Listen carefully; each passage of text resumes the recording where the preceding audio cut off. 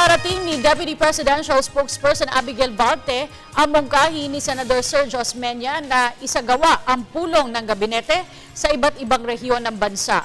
Ayon kay Varte, batid ng palasyo ang layunin ng mungkahi ng senador na mailapit pang lalo ang Pangulo sa mamamayan, lalo na yaong nasa kanayunan. Niliwanag niya na kahit hindi pa nagagawa ang cabinet meeting sa mga probinsya, naglaan naman ang panahon ng Pangulo na bumisita sa iba't ibang dako ng kapuluan. Sinabi pa ni Varte na ginawa rin ng mga opisyales ng gabinete ang pagbisita sa mga probinsya bilang kinatawan ng Pangulo.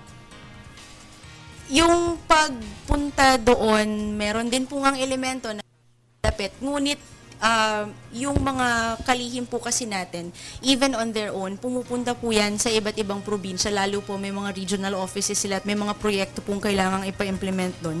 Doon sa pamamagitan ng paglabas ng mga kalihim natin, sa tingin namin ay nailalapit din naman nila yung national government doon sa mga localities na kanilang pinupuntahan. Ang Pangulo din, madalas pumunta sa ibang probinsya, hindi lang dito sa NCR o sa Manila.